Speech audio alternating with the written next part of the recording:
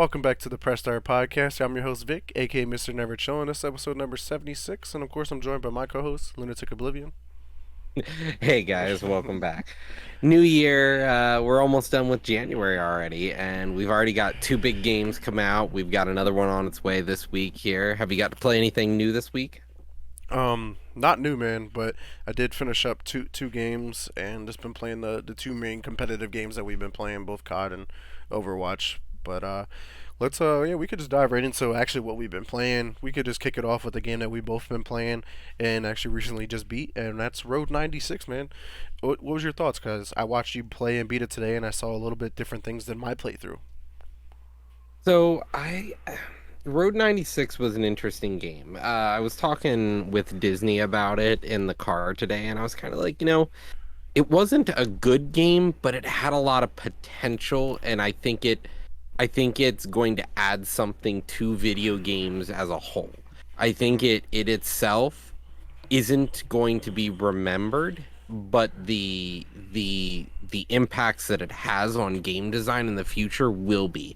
Mm-hmm. For a game like this to be a story-driven game, but also be procedurally generated and kind of allows you to come into the story and to do it in so many different ways, I think is really important to be able to, you start your journey and any one of six different events can happen to start your game. Mm-hmm. And then depending on the methods you travel, the methods you go through the story, you can get different parts of the story. I think the biggest issue this game suffered though was the fact that sometimes the story wasn't always contiguous. Mm-hmm. Like, for example, I had Alex, I think it was Alex Yeah. is his name as the kid. Yep. Alex was talking to his mom and they're doing good. And then all of a sudden, the next time I'm with Alex, he's like, oh, that's ex-mom. And I was like, but you were just talking to her like yesterday in game, just fine.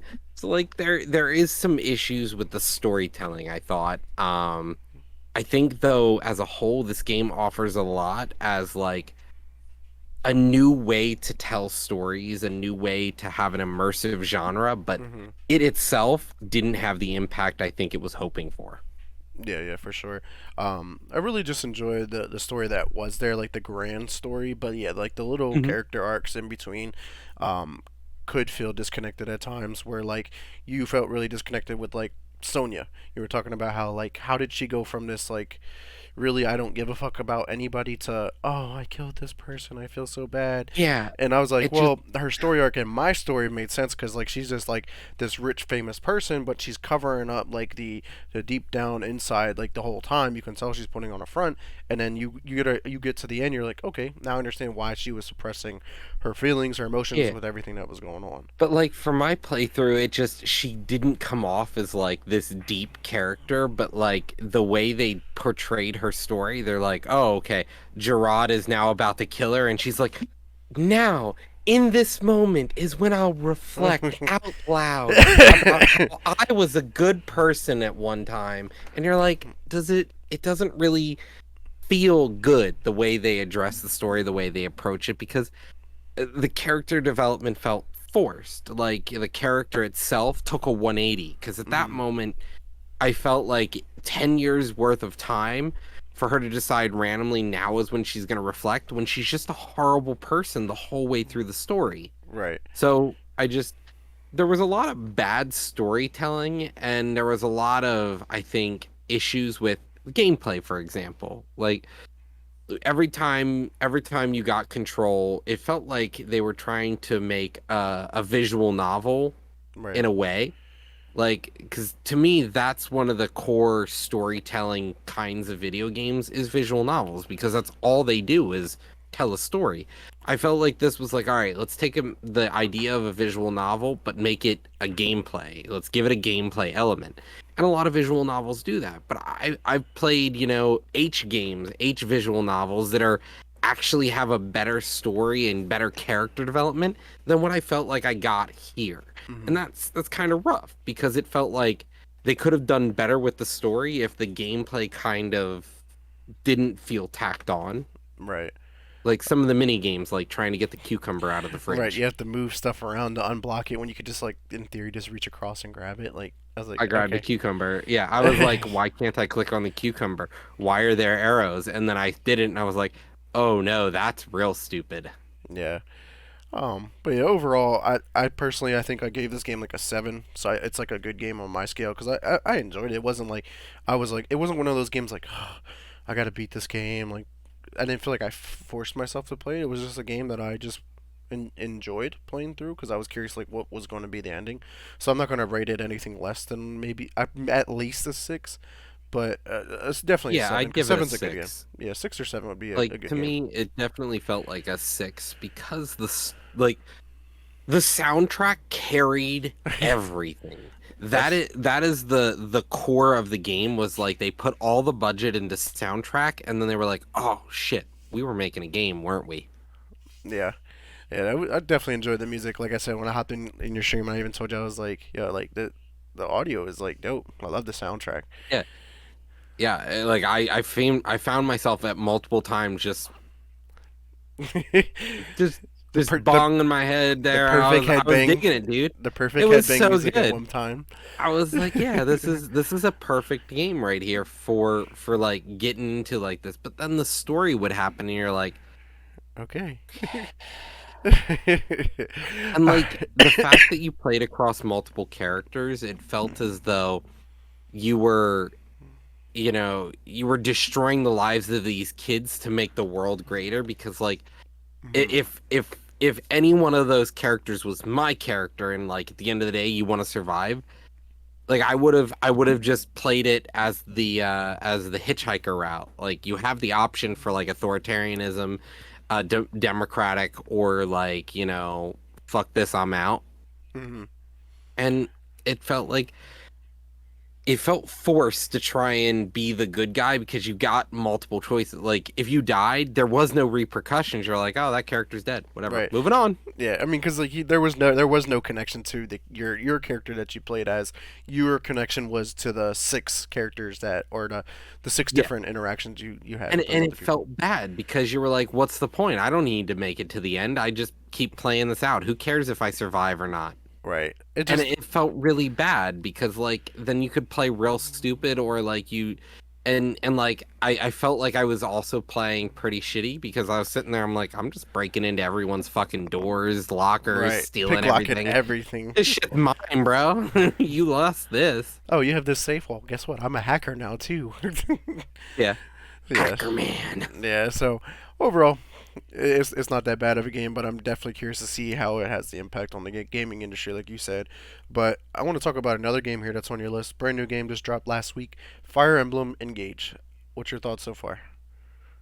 I think it's a very cool game. I think it has a lot to try to, live up to when we talk about the previous Fire Emblem being Fire Emblem Three Heroes, not Three Hopes, because that was a Warriors game. Three Houses was the actual Fire Emblem game. Mm-hmm. So when we talk about it in aspects of like Fire Emblem Three Houses to Fire Emblem Engage, Fire Emblem Engage, it has new gameplay elements. The gameplay has a lot to offer with the ability to really truly customize your characters above and beyond what you traditionally would do with a Fire Emblem game, because now you have a whole new equipment slot that adds a whole depth of play. Right. But on the flip side, the story seems to be lacking in this game. It truly doesn't feel like you're going to have as much of an impactful story as you did with previous Fire Emblem games. So I'm curious as to see where the story takes us, but the gameplay is great. The story could use some work. Okay. Yeah, Yeah, I don't know if I'll ever check out Fire Emblem. It's just not my cup of tea. I actually don't really play a lot of games on my Switch to begin with. Like everybody knows, I still haven't even played the best game on the Switch, Breath of the Breath of the Wild. Wild, exactly. So we'll see if I ever get around to it. But yeah, man, let's talk a little bit about our experience with Warzone and Overwatch 2 real quick, and then we can finish out with a couple games that are left. Um, it's been fun. Overwatch 2, we struggled with our comp games a little bit. Um, I think there's a lot to. Lobbies are so at the end of the day, you could have the biggest DPS numbers, the biggest healing numbers. If you can't play the objective, you can't win games. And I think there's a lot to be said about some of the game modes in Overwatch 2 because there's a lot to be said about how, it is a team game at the end of the day and you can't 1v5 the world, Yeah. but you can do a lot, you know. If your focus isn't there as a team, you're definitely going to fall short. And I think we have to work on knowing better how to play across different roles. And Overwatch 2 is itself is a very sweaty game. Yes. And it's such a competitive game for something that is got a poor competitive scene. And we'll talk more about that later when we get into gaming news about Overwatch 2. But Hmm. honestly, I think there's a lot to be desired coming from Overwatch to Overwatch 2, and I think the developers have a lot of interesting changes coming down the road. Yeah, I'm eager to see the progression of Overwatch 2. The other game that I'm really eager to see is Warzone 2 and just Modern Warfare 2 in general. Season 2 has been delayed, which we all know, by like 2 weeks, so we're not getting it until like the middle of February now. But they are making some big changes already to Warzone. The Gulag going back to 1v1, no more 2v2. Good. And also when the loot drops when you kill somebody, it no longer just like falls into a book bag or falls flat on the ground. It'll be floating again, and it'll be all scattered out like the original Warzone.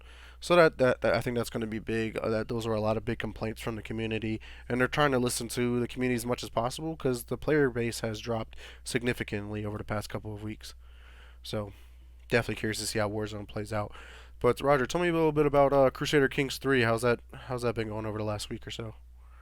So, Paradox just announced this week their newest game, and I decided to jump back into one of their, not older games, but it's about a year and a half, 2 years now, I think, at this Hmm. point. Crusader Kings 3 is a really fun game. I find, it's like, it's kind of like playing Civilization to me. It's always like, just 5 more minutes, just 5 more minutes, just 5 more minutes. 3 hours later, you're like, Damn. oops, where did my evening go? Yeah, you're looking at a September 2020 release date, so almost three Yeah, years. so yeah, yeah, that's quite a while away. I was like, damn, September 2020. That is 2.5 years ago that the game released. Now we're already into our first major DLC, which wasn't a big hit, but we're hoping to see here a second major DLC sometime before the summer this year, I hope. Hmm. Okay. But this is one of their classic games. They had just released Victoria 3, as we talked about recently. Hmm. Uh, so it's an interesting game, definitely. Yeah, yeah, for sure. Not my So cup of tea. Vic, I see you. Yeah, what I was gonna say though is I see you've beaten Batman this week. Yeah, So man. this is a classic game. So what do you think? Classic game, Batman Arkham City. Enjoyed the story, and it obviously is like you said, it's an older game. I think it came out like 2011ish, and it holds up fairly well, given the fact that it's almost 12 years old, basically. But I, maybe the hype was there during the time, and maybe it's because I'm also not a huge DC fan, but I'm trying to play through the whole trilogy. But this doesn't seem like that 9 out of 10, 10 out of 10 game that a lot of people were giving, and I was just like, this was a good game. This was again another 7 out of 10. Nothing crazy. It wasn't a bad game, but a 7 out of 10, pretty solid. And I would recommend people to check it out because it is one of the cult classics now at this point. So overall, Yeah, it was fun, but it had a lot to be it desired. wasn't. This wasn't the first one, right? Second. This is the second one. Yeah, Silent was And the this first being the one, then second City. one, we're going it definitely was one of those games that I actually don't think I went through the whole way. Like the Arkham City kind of felt it was good. It was fun to play through. The premise was interesting, but it definitely left a lot to be desired compared to that first game. It kind of felt like, okay, well, we succeeded so hard. Do we really need to try as hard this time? Right, and I'm actually looking up like the Metacritic scores of all three of the games. So the first game was Asylum, and that one got a 10 out of 10 on Steam, 9.2 on IMDb, and a 9.3 out of 10 on IGN. City was then followed up with a 10 out of 10 on Steam, 9.5 on IGN, 9.4 on IMDb, and then to round out the trilogy, Night finished with a 9 out of 10, 9 out of 10, and 86% on OpenCritic. So it seems like the height was City over a little bit more than Asylum, and then like Mhm. Night falls off. So that doesn't really have me too excited to finish the trilogy with Night, but we'll see. We'll see how that plays out, man. Hopefully it's good. Yeah, honestly, it was a fun trilogy nonetheless. They were good games. They just weren't the best games ever. Hmm. And it felt like the first one started well, but then as time went on, they kind of, as games do, you're never as good as the original. Right, exactly. I definitely enjoyed Asylum. I just like how like Asylum to me felt a little bit more like compact, and like the world had more detail and purpose. Where like City, you're in a city. You're in Gotham City, and you're just They flying around. decided just Arkham Asylum's gone, so they just replaced Arkham Asylum with Arkham City, and they built a literal prison city Yeah, and to me it was where just too the bad much. guys can kill each other. It was just too open and a lot of wasted Yeah, space. Like like my, I'll go from one waypoint over here and have to fly way, like not fly, but like grapple the whole way over there like I'm Spider-Man, and I'm just like nothing in between from point A to point B had any purpose. Zero. There was yeah. no reason to stop and go look and explore. There was nothing. Mhm. So to me, it was just like, well, I'm wasting my time traveling. Like, and then there was no fast travel system in the game, so they really counted on you trying to zip across the city, and I was just like, Do I really want to be zipping all day? I ain't Spider-Man. right, And I agree. And that's one of the things we dealt with early on with a lot of games as we moved into the open world genre, and we still struggle with this today. right, No game is immune to the open world problems. Like even Breath of the Wild, huge fucking map. And then people are still looking for Kakariko seeds on this huge fucking map, and you're like, there's so much to do. Like there's places out in the middle of the ocean that are just like mazes. yeah, And it's like, there at some point, some of these open world games, it's like we saw it with Dying Light 2. yeah. You know, it was like it's so open. There's 200 hours of content. And you're like, is I it don't good care, content? and it wasn't. Is it good content? Right. Is it fluff or is it actual stuff? Yeah. It was definitely fluff. But I see no Yu-Gi-Oh this week, but you did play some MTGA. How was that? I played Yu-Gi-Oh in person, so that's why there Okay. was none this week. But as per usual, I've been playing Magic the Gathering. I compete in standard on the ladder. I usually stick around platinum because my decks aren't super competitive because I don't give into the meta. But Hmm. the new set drops in 2 weeks here, I think it is. So Okay. things will change here soon, but it's one of those guilty pleasures of mine that I'm kind of in the I paid once and I've been able to play off the paid model for, a year now. Right. Okay. Yeah, it definitely makes sense. But yeah, man, that's all of our games that we checked out this week. What's coming out this week? I know we got a couple good ones here. Yeah, so first of all, the big release of the week actually comes out on the first day. We've got Hmm. Forspoken. Forspoken comes out on Tuesday of the week. It'll be launching on both PlayStation 5 and the PC. This is Square Enix's new published title. It is a single player only game. It's going to be an action game. Hmm. It definitely looks really interesting, but it was originally we thought it was just going to be a PS5 exclusive, but now we know, as time went on that it's going to be on PC day one. So Yeah. is it really required to buy a PlayStation 5 or an Xbox anymore? You're getting Just these get a PC titles now even from Sony's world day right. one. You buy the Xbox Series X for 500 and the PS5 for 500. That's $1,000. Just buy a PC for $1,000 and you got everything, and then some. Yeah.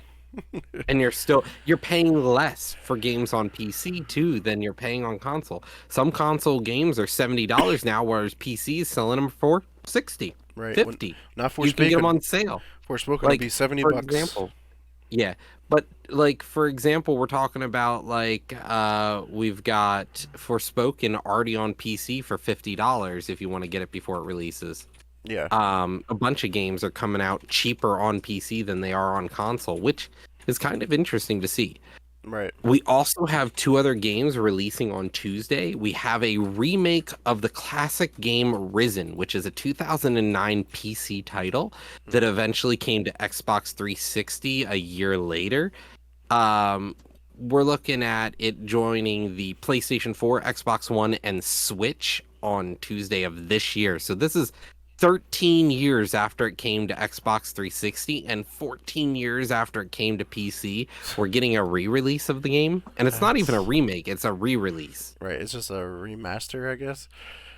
I I don't don't know. even, is it a I don't remaster? know. I Probably don't know not. for sure. But next we've got World War Z, the last game that comes out on Tuesday. This is a 1 to 4 player survival game. Hmm. It'll be joining it's already been out for 3 years now. Yeah. It was released for PS4, Xbox One, and PC. It hit the Switch in 2021 and the Stadia, oddly enough, in 2022. But now, January 24th, 2023, almost 4 years, I apologize, 4 years later, we are getting a next gen update for PS5 and Xbox Series X and S. Next, we've got iOS and Android game coming out on the 26th of this week. It's a Devolver game for iOS and Android called Devolver Tumble Time. It is, from my understanding, going to be a WarioWare style game. It's going to be a bunch of different fun stuff to be Yeah, it's like a playing puzzle game. on. Yeah, it's like a puzzle game for Devolver characters. So. Interesting. And then next, we've got ourselves Hitman World of Assassination. This launches for the PS5, Xbox X and S, PS4, Xbox One, Switch, and PC on the 26th of this week. And then lastly, the big hitter of the week is Dead Space Remake. That's coming out on Friday of this week for next gen only. Yeah, I'm pumped. Definitely pumped. But just a real quick hit on no pun intended here, but Hitman World of Assassination. That is really just Hitman 3, but they're rebranding it to Hitman World of Assassination, so then it includes the first two games as well into one package. That was what we talked about a couple weeks back, but this is the official release date. But yeah, man, Dead Space remake, super pumped. This is like from the ground up remake, and it looks phenomenal from the gameplay that we have seen, the comparisons from the original to where it's at now, and I'm just like, I'm excited. Looks spooky. Yeah, it'll be one of my next games I stream. I'm gonna probably be playing Deliver Us the Moon, and then Dead Space remake, and then Hogwarts Legacy, following that after that. So really excited for those. Because Forspoken, I'm not going to grab it on the PC because I know that game's going to look really good, just not on my PC. And I don't have a PS5 yet, so I'm just going to wait until I get a PS5 to check that out. Unless it's a timed exclusive and it comes to Xbox later on. Maybe it'll come to Game Pass, in a year. But yeah, that's the game I'm gonna be playing. I don't know if I'm gonna get it right away this week, but I'm definitely excited for Forspoken. Hmm. This game looks super good, and it's gonna look amazing on my PS5 and my 144 hertz television. Yeah, definitely. Yeah. I've been following Forspoken. I even read the cover article in Game Informer, and it looks really good. And they got a lot of good people in there that were help writing the story. Tim Geddes, I think his name was. One of the guys from help make Star Wars Rogue One was also in there, which is arguably one of the best Star Wars movies of all time. So I think the story is going to be really there. I just hope the gameplay is going to be there. Yeah, Disney PS5s are back in the wild, but they're not cheap by No, any yeah, means. definitely not. They're still $5. So let's Yeah, I'd rather drop that money on a new graphics card before I get a PS5. That's kind of how I feel most of the days anymore. I'm excited to get a graphics card. Hopefully the market will drop, but as we know, it definitely isn't going down anytime soon. But Yeah, let's talk about industry news got here a this lot week. going on. So, The Last of Us TV show premiered last week, I think it was. Yep. We talked, yes. So, people are saying this is the best TV show adaptation of a video game ever. Yeah. And honestly, I've seen some side by side comparisons and I haven't watched the first episode yet. because I'm excited to see it, but I don't want to start it and then feel like I'm nail biting every week for the next episode. You want to wait until that's This all out show, and then binge it? at least a few episodes because they're an hour a piece, but an hour is pretty short when you're like watching something this good. Yeah, And eh, it's so good that Xbox is actually advertising it on its dashboard. You yeah, know, it's rehyping up the game. PlayStation Plus Premium members get a 2-hour trial of it on PS5. The sales of the video game have tripled. Sales are up 238%. That is 3 times the purchases they were seeing of this game previously. And tonight at 9 p.m., the second episode airs. So like yeah, it's really exciting. This is what we wanted from a show yeah. based on a video game. Yep. This is what we wanted. This is what the industry asked for, Right. not Halo.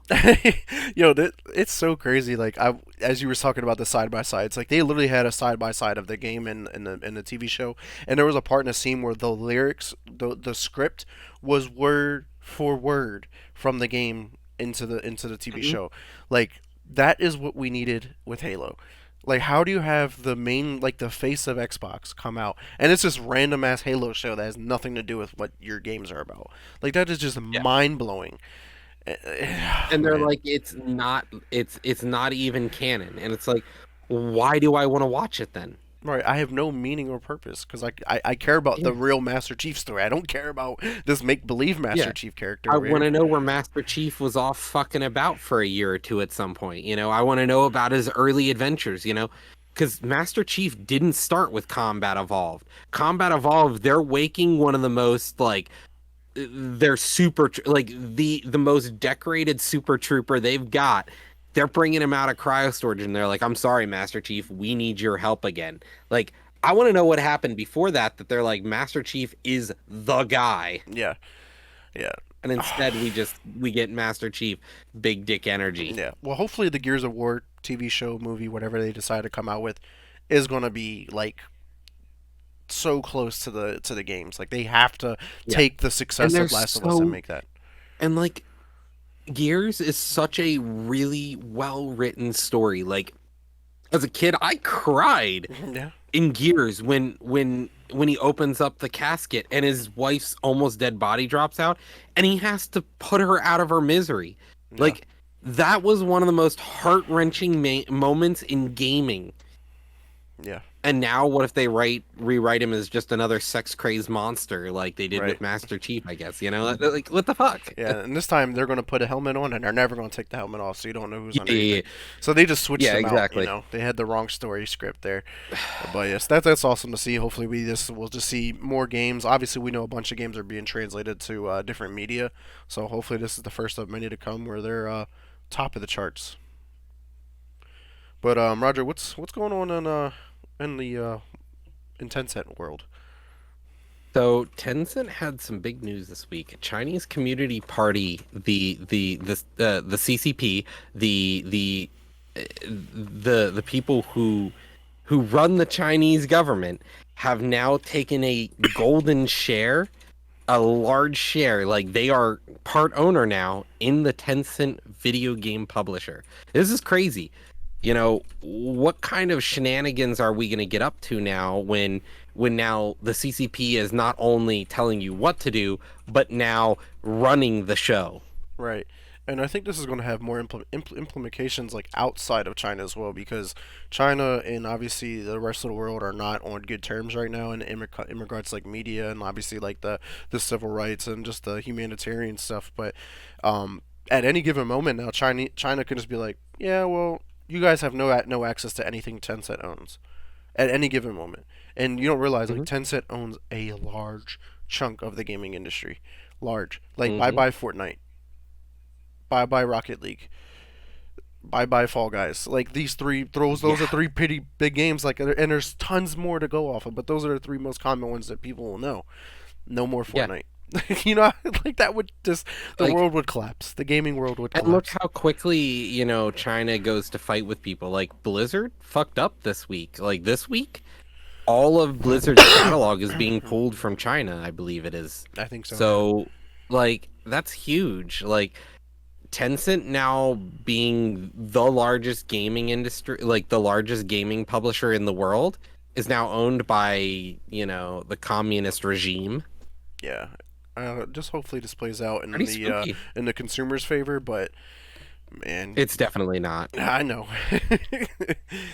But next up here is Ubisoft. Obviously, Ubisoft is always in the news, man, and this is not good news either. Again, the French trade union, Solidaires Informatique, as it called on Ubisoft Paris workers to strike after the company delivered a worrying strategic update. Basically, the CEO, the head people at Ubisoft are like, well, we're doing really poorly, and it's not because of us, it's because of our developers. They're not putting in the work, they're not producing good games. And the developer's like, wait, what? What do you mean, Like, bro? Fuck yeah, you. like the developers aren't the ones right now writing these horrendous stories. They're the people at the top who are going, "Hey, we need a cash shop in a single player game. We'll add They multiplayer need later." money. Like I'll say it and I'll say it again 100 times over. The fact that Watch Dogs had a cash shop in a single player game was fucking unacceptable. It was fucking embarrassing. Yeah. Yeah. I mean Ubisoft, obviously we talked about the delays of Skull and Bones for the sixth time and the cancellation of three of their games. Like clearly some shakeup, massive shakeup has to happen at Ubisoft. And whether that be a buyout of them or something has to happen. But like, and I feel bad for you, Disney here, but yeah, Child of Light, there are many good games that comes from Ubisoft. But like more often than not, it's a dumpster fire. Yeah. And the problem is like you can see it in management now. They're like, "Oh, the developers are the problem." Yeah, they're making these poor games. It's like the Simpsons quote, "Am I out of touch?" No, the client is out of touch. And it's like, "What? No, you are out of touch. Yeah. Yeah, You do definitely. not understand." Yeah, Yeah, and like it's crazy. the higher up guys are making all these decisions. You have to make the game this way. You have to create it this way. And they're like, okay, we'll do it that way. And then it doesn't work out. Why'd you create it that way? Like, sir, you just told me. No, I didn't. Told me to, Yes, I did. Like, you okay, prove whatever. it. You prove it. Yeah. Yeah. And talking about like people on the top who are out of touch with reality, Microsoft. Microsoft had a big mistake this week. Microsoft, yes, had an amazing year in growth and just they more than doubled the people that they employ at Microsoft. But this year they decided to lay off 10,000 employees. But they did it at the worst time possible. The week of the layoffs, they decided that they were going to fly the musician Sting into Davos, Switzerland for a night of like just a concert for only The upper execs. management in Microsoft. This was a private concert for the board at Microsoft. And then they were like, "Okay, well, now we got to fire 10,000 people." Yeah, mind blowing. To touch on Disney Princess here, Ori and the Blind Forest was published by Xbox and developed by Moon Studios. So, but yeah, Child of Light, yeah, for sure. And there was a plenty of other games like Immortal Phoenix Rising, Assassin's Creed. I still think is a pretty solid game overall. But yeah, Watch Dogs was bad. Ghost Recon series is garbage. We still can't get Ghost a new. Recon still exists. Yeah, we still can't get a, Splinter Cell game to save our lives. Splinter Cell just keeps getting added to every other game except its own game. Yeah.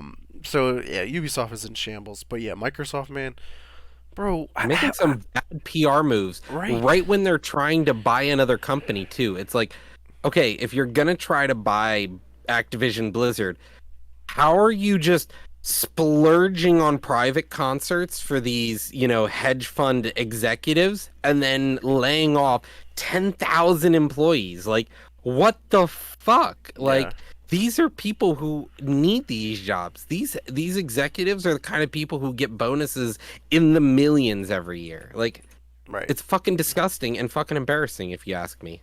Yeah, it is really curious. And some of these impacted Bethesda, 343 Industries, and many more. And actually, one of the biggest parts that it affected was its like augmented virtual reality like portion of the company, like Hololens. That entire team gone. They don't no longer have an AR VR team at all.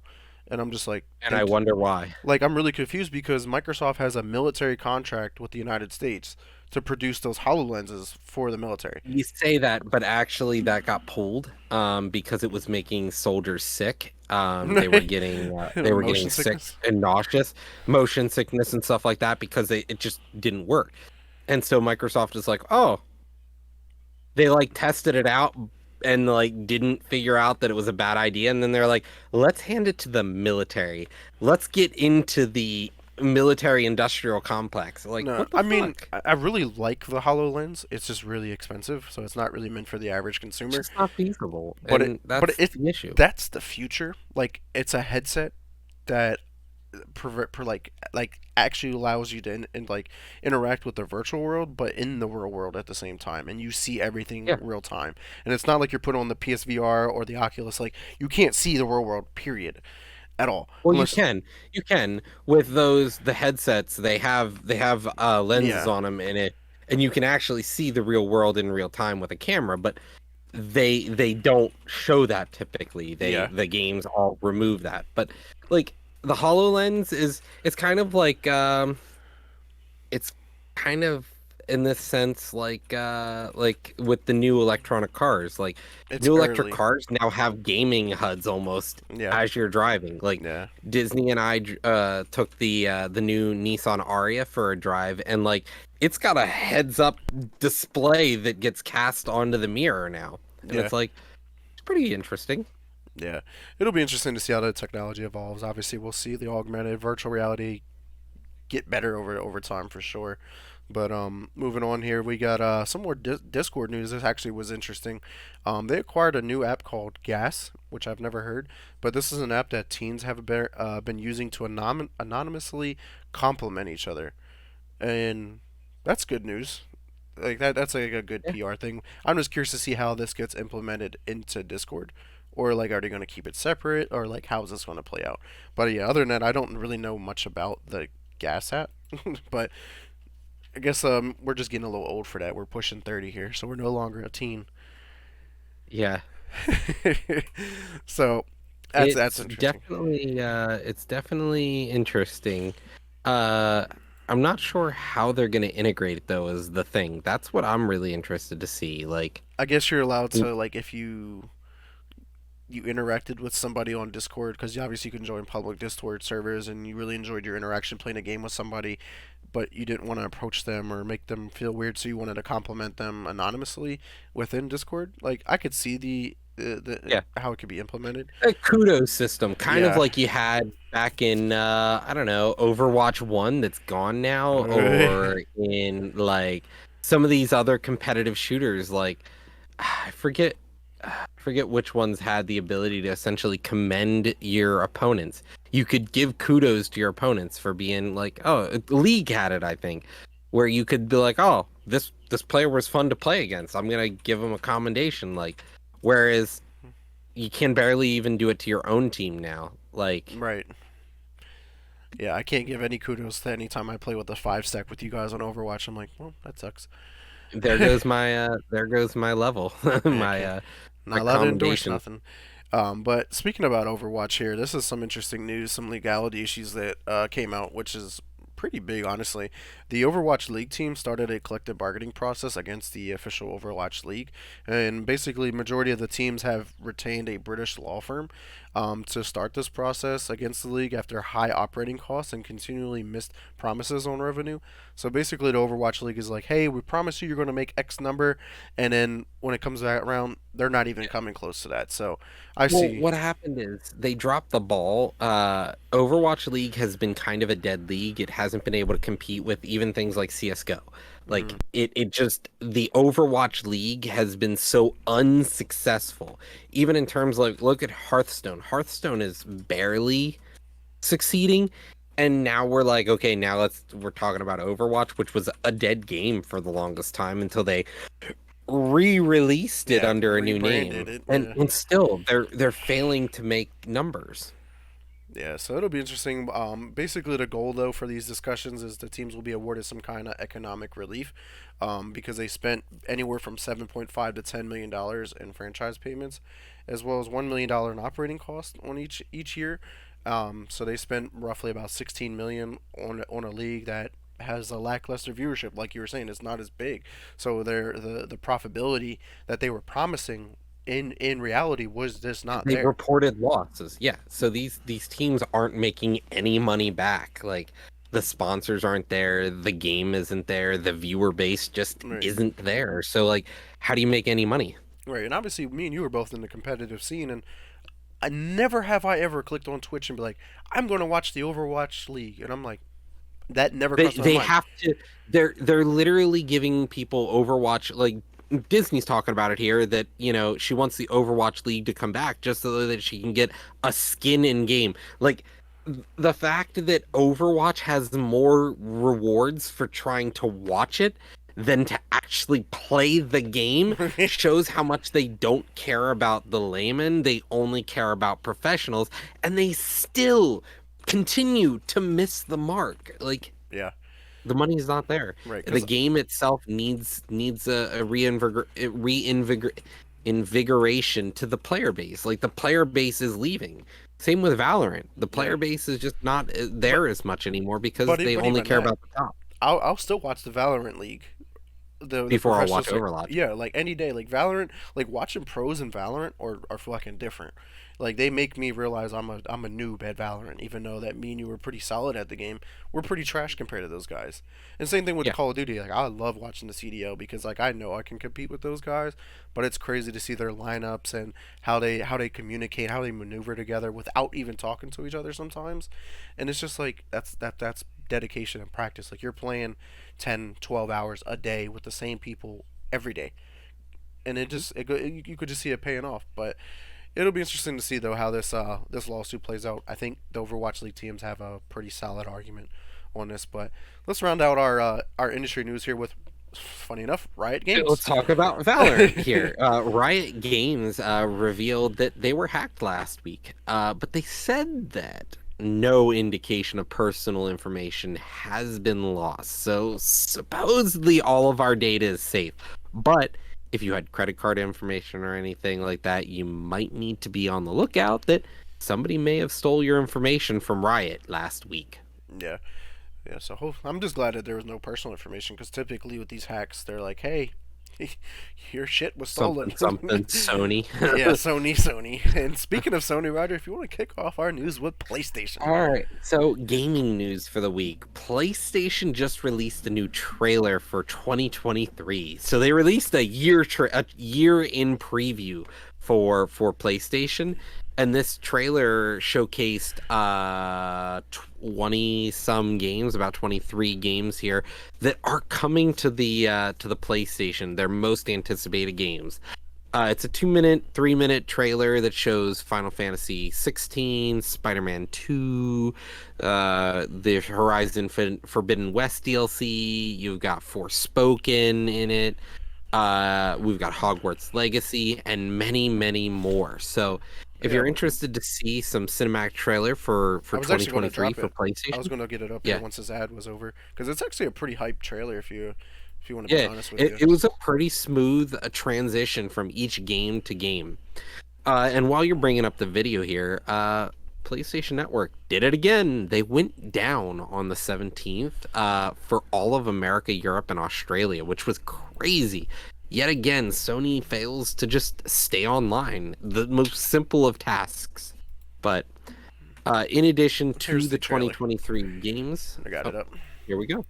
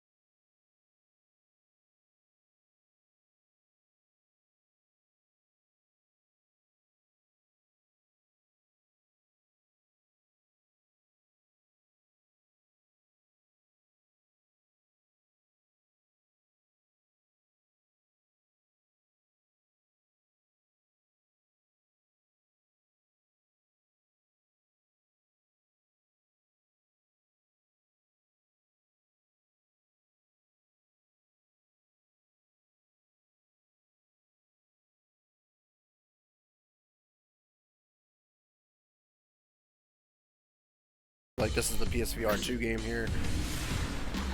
I think Pacific Drive is a PlayStation exclusive as well, but it's like one of those small indie games. Lords of the Fallen, remember when that got showcased at the Xbox conference? Previous gen, honestly. Yeah, I think it's holding back Yeah. a lot of the game development. The fact that they have to still create the game for PS4, PS5, Xbox One, the Series S and X, the Switch sometimes, and then Hmm. PC, and then like when Stadia was still around, they had to make it for the Stadia, and then like that's a lot to ask for a developer.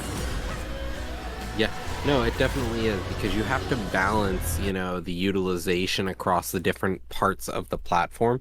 So it definitely was a fascinating trailer to see the things that are coming out this year, and a lot of them did say that they're only coming to next gen, which is awesome. Yeah. But talking about some of the VR games we saw there, we did get a final confirmation of all 37 titles that are coming to PSVR 2 at launch. That is 37 titles that will be on PSVR 2 the day it comes out. We're not talking 5, we're not talking 10, we're talking 30 or more titles. Yeah, This there's is actually a crazy. couple This missing from thing, this list too, because Beat Saber yeah. was confirmed and it's So not on this list. so we have Gran Turismo 7, for example. We've got No Man's Sky, Pavlov VR, Resident Evil Village, Star Wars Tales from the Galaxy's Edge. We have so many different games coming to PSVR 2 on launch day. So, you're looking at almost 40 games, which is quite impressive for a release of a console. Yeah. Because at this point, call it a console. That's what it is. It's a brand new console extension that you can only play certain titles on. Yeah, definitely. Did you cover the bad news from Sony this week? PlayStation? No, yes, well, I did say that Sony went down yet again, No, as it okay. does. I But missed. I wasn't sure I was getting the show up. video, Yeah. yeah. So, Vic, tell us about Nintendo. Yeah, man, this is some interesting stats. Really, there's not really too much news in regards to Nintendo, but Switch overtakes the Wii to become France's best-selling home console. Granted, yeah, France may not be a huge market, but for the fact that it passed the Wii is really phenomenal because we know how big Which the is, Wii was yeah, the across the Wii is entire what, world. number 2 or number 3 across Nintendo's most sold consoles. So Right. it's pretty big. And basically, they said that 10% of the French population now owns a Switch. So One I, in 10 people in France has a Switch. that's incredible if you ask me. And not just in France did it succeed. Switch also topped the U.S. console units sold in 2022. PlayStation still owned the most money it made from consoles, just because the PS5 is cost It's more than the so Switch. expensive. So it's $400 or $500 for the PS5, where the Switch is 2 or 3. So yeah, it makes sense. But more Switches were sold in the U.S. than any other console. So that's awesome. But even better because And obviously the demand is there, they have to increase the supply because in its seventh year, the Nintendo said it is going to increase the Switch production, which is awesome. 7 years into the cycle, crazy. But and we're still not at the point where we're getting the Switch Pro or the Switch 2, right? where is the next gen for the Switch? Because some of the games run great, some of them are poorly optimized, but at the same time, we've got the Steam Deck that came out. So Right. where is the Switch's new competitor? But honestly, it's crazy to see that it's still doing so well, and it's such an economically feasible console. The No, OLED was the next one, but it was kind of just a refresher of the a regular one, really. hardware a hardware change for only aesthetics. It had a better screen, but it wasn't like better resolution or it was just better color. Yeah, but Roger, I know we were talking a little bit off stream about this, and I know you guys were going back and forth in the stream in the Discord. But Wizards of the Coast had some interesting news come out. Yeah, so a lot of people are actually really, really afraid of the new changes for the OGL 1.1, which is the open game license. It's one of the oldest open gaming licenses for a game in the world. This is Dungeons and Dragons open use license for developing stuff in the Dungeons and Dragons RPG system. That means Dungeons and Dragons 2, Dungeons and Dragons 3 and 3.5, 4 and 5. all of these were published under the OGL. This gave birth to things like Pathfinder, for example. One of the biggest competitors to Dungeons and Dragons was actually originally APs and other modules and other books published for Dungeons and Dragons 3.5, Oh which is wow. crazy. Yeah. So Wizards now is losing a lot of game makers. People are afraid to publish things.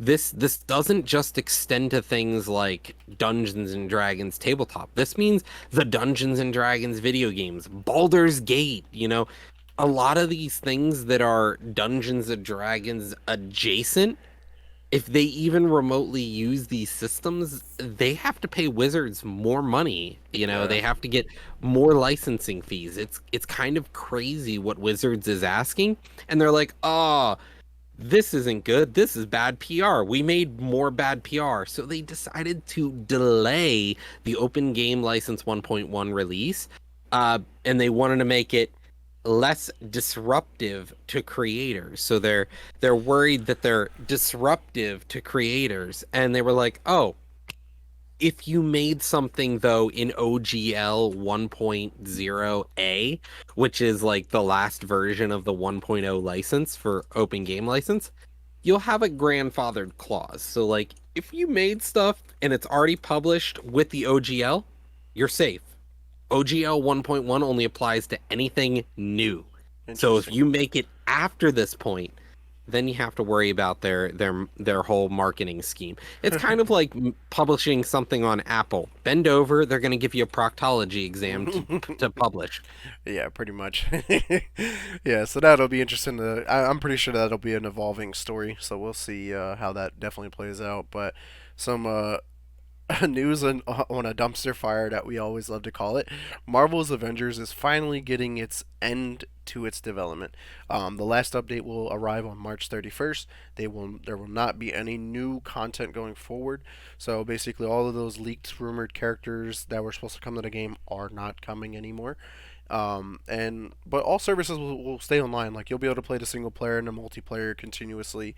I assume they'll put out like security or bug fixes if anything does come up, but they're not actively developing on this game anymore. No new content. Game is dead game. Yeah, One and a half, 2 years later, it right. It's been a dead finally game. Yeah, became. thank goodness. Yeah, Because honestly, Crystal Dynamics, which were the creators of this, are really, really talented.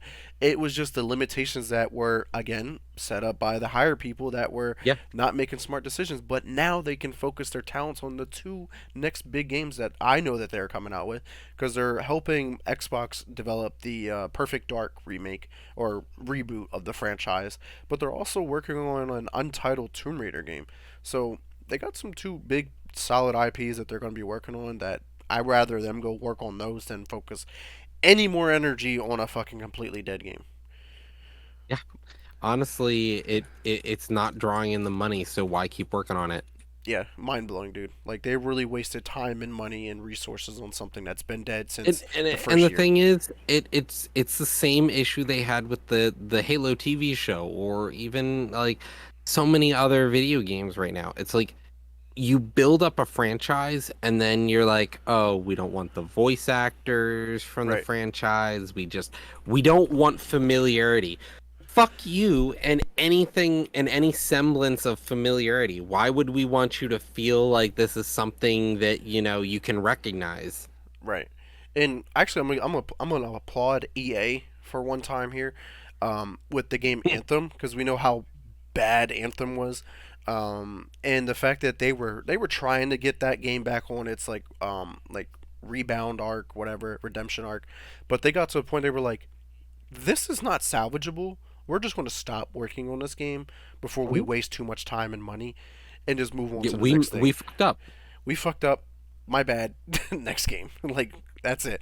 We'll We're, try we're try again. See you next week. but with Marvel's Avengers, man, I just felt like they were like, man, we made a bad game. We're gonna keep trying. We're gonna keep making bad content, and just never got better at it. And I'm just like, dude, what the fuck? Like you're really just trying to ride the status of how big Marvel is.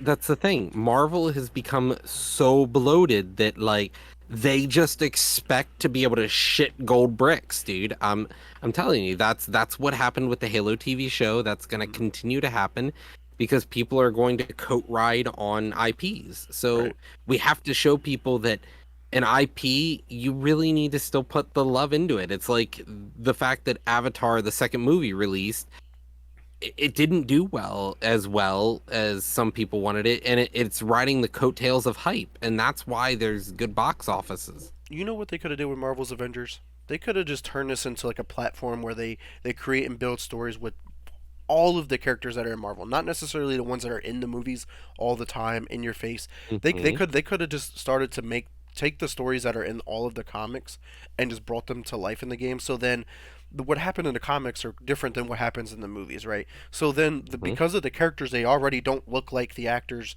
and the characters that we're so used to loving, and like you could just hold like a let's be completely different story that had nothing to do in the with everything comics, else. for example, like Iron Man fucking hates Doctor Strange. He's like, you use magic. That's not real. Magic isn't real. And Doctor Strange is like, dude, I'm right fucking Yeah, here. he's It's like real. And he's like, magic. fuck you. Like, Yeah.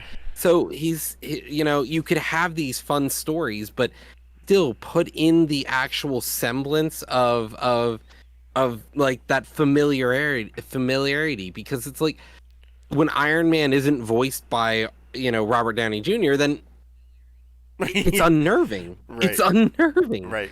Like that the people who are going to play this game are the ones who suck the teat of Marvel. They're the fanboys. That's the people that are going to play this style of game. Right. And honestly, I can't believe we just spent that much time on a dumpster fire. But let's move on to a game that has a lot of anticipation behind it. Black Myth Wukong, which is an indie developed game, kind of like a Souls-like game, set in like the Chinese mythology, Monkey King kind of stuff.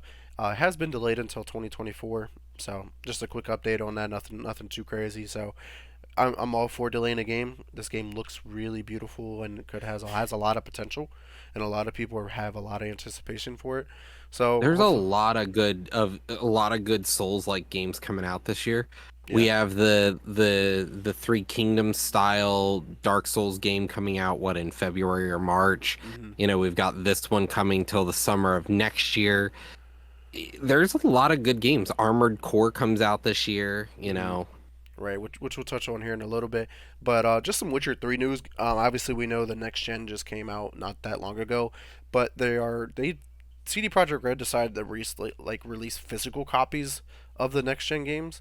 So they're going to be in retail stores for the PS5 and Xbox Series S and X, and it comes out on the 26th, so just here in a couple of days. And this will be the complete edition, so it comes with all the DLC as well. So anybody who still likes to collect the physical copies like I used to, go purchase it and pick it up. But Roger, what's going on in the Armored Core world?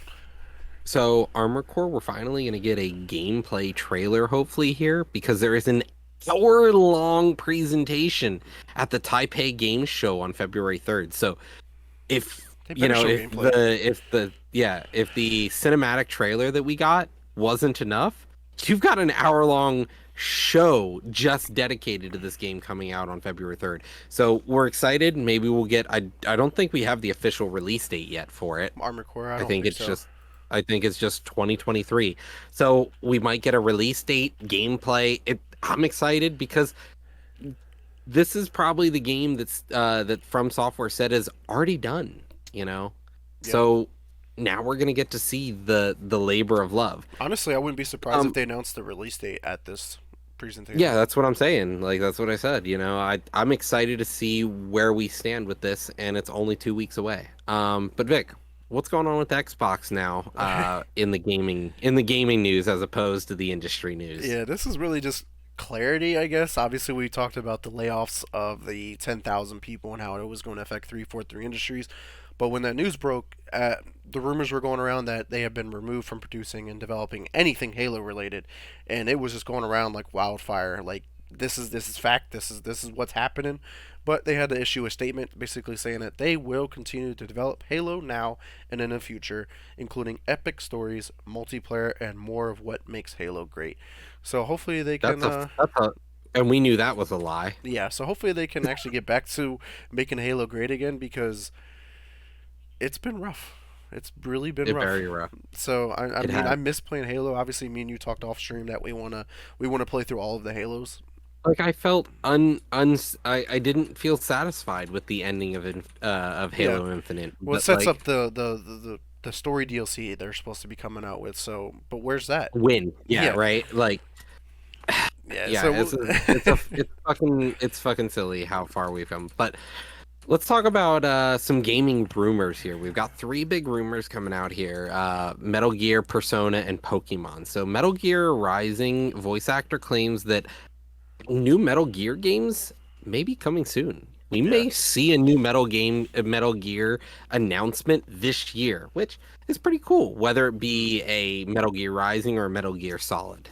right. And I heard a couple of them were going to be like remakes, and then like leading up to like a new game. So it's continue that train of we're going to Follows that remake trend. those games just so we can release the next one. So because obviously like Build hype, build hype to build sales. right, so it makes sense. Or it could be like one of those like fishing things. Like, all right, how much hype is around our remakes? All right, this was really successful. We'll go out and push a new game. Oh, there wasn't that much hype. Scratch that idea. We're not doing it no more. Something else, yeah. It's the crazy thing where they can build advertisement by selling advertisements instead of buying ad space. They sell it by re-releasing the game. That is the advertisement, and you pay them to allow them to I'm not advertise. gonna lie. That's what it feels like. If they remastered or just like complete ground up remake of Dude, that would be Metal so Gear fucking good. 2, and 3, I don't even care about 4 and Oh, 5. I would buy it fucking and play them awesome. again. Like that was my Oh yeah. childhood.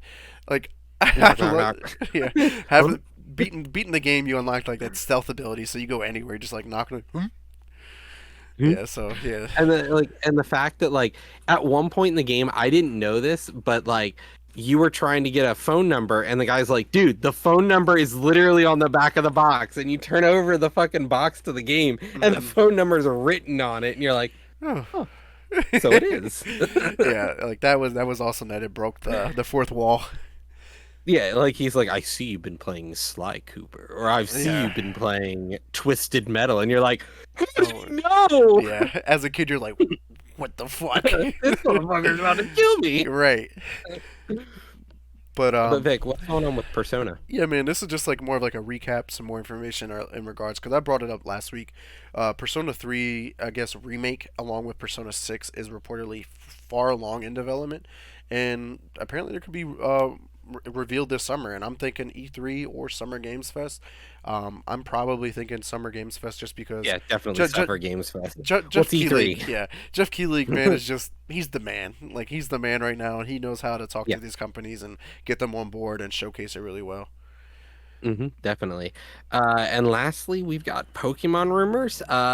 So fans are speculating in the next DLC we may see the return of some old formats for uh Pokemon changes. Like we may see the return of Mega Evolution, for Hmm. example, in the new Roaring Moon game, because we've seen changes to some Pokemon. We've seen some concept art for like Salamence, I believe it was, and it's a new Salamence, and it kind of looks like a Mega Evolution and not one of the prehistoric or future versions that Scarlet and Violet, made Right, with its story.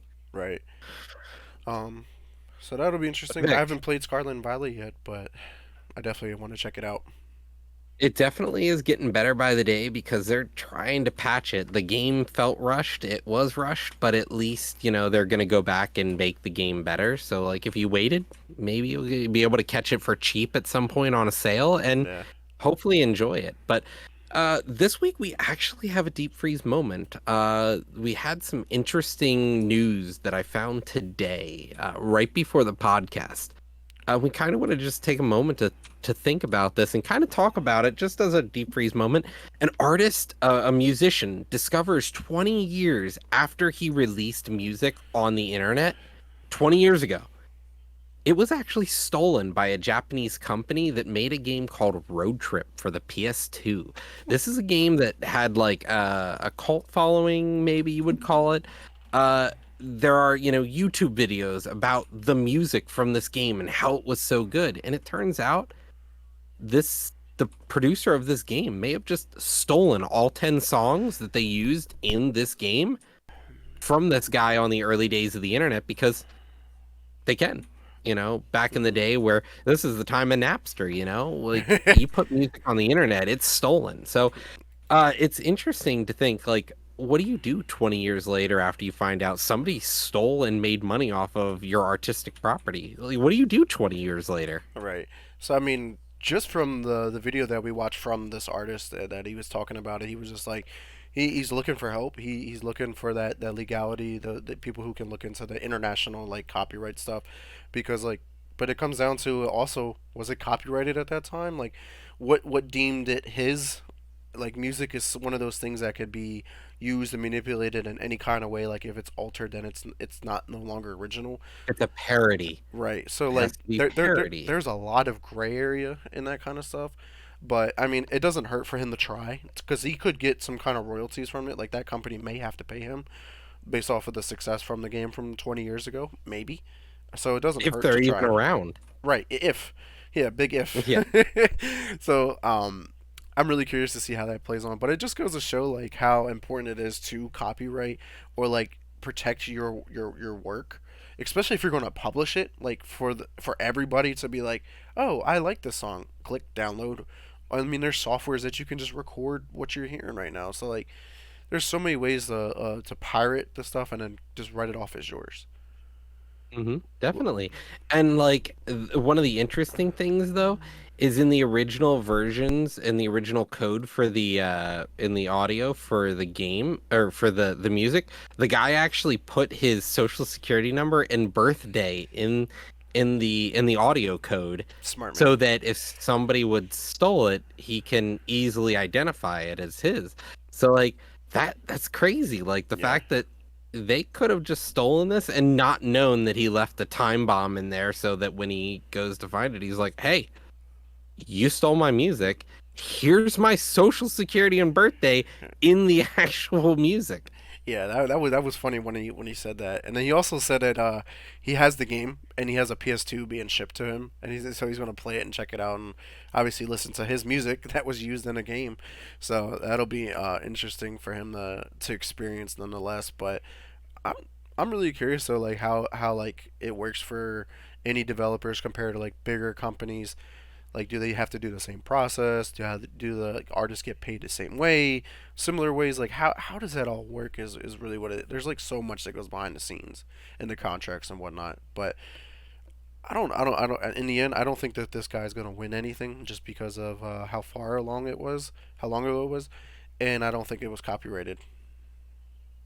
Yeah, no, he did say it was. It He had a was okay. copyright. Yeah, there was a copyright on the website with the music. His name, his email, and the copyright information was all there.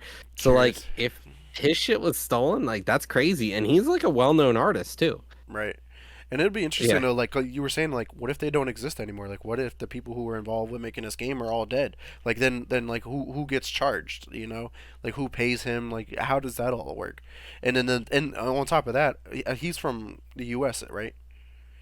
I Yeah. think. And then like now you're suing internationally to someone in Japan. Yeah. Like, how does that work? And this was made by E-Gaming or E-Game, which was a developer who may not even exist anymore. I don't even think they're around anymore. And the same with Takara. Takara was a Japanese toy company founded in 1955. They ceased operation in 2006. So like they're gone. Like they Yeah. don't exist anymore. So like now you have to like go after the actual designer, the person who made the game. Yeah, and apparently he does. He reached out to one of the person who is credited as the composer or whatever on the game. Like, he reached out to Hmm. him both in English and Japanese in a very detailed explanation of like, hey, bro, And he's that's just my like, stuff. how did this happen? What happened here? Didn't blame him for anything. Just Yeah, like, hey, like, what's going on what here? happened Like, here? what can we Yeah, do? Like, basically just trying to get answers. And so I think he's handling it exactly. in the best professional way, but also seeking the legal action. But yeah, man, that was an awesome thing that you found, and I thought it was a great thing that we could throw in a deep freeze moment and just shed some light on. But definitely, man. Let's thank our live audience today, and anyone who checks us out later, whether it be YouTube, Spotify, or Apple Podcasts. But where can the viewers find you at, Roger? Hey, if you're looking to check out my solo work, it's twitch.tv/lunatic_oblivion. My name is down below. And you got a Twitter, right? Yeah, I do. Don't really post on it, but it's Lunatic Oblivion with no with no underscore. We gotta get you on there, man. That's where you build the audience and the community. Of course, I everyone. mean, after the purchase of Twitter, Nah, everything's on fire over there. I'm like, let's not get too eh, invested. We'll wait and see what happens after this toxic fallout. fair enough.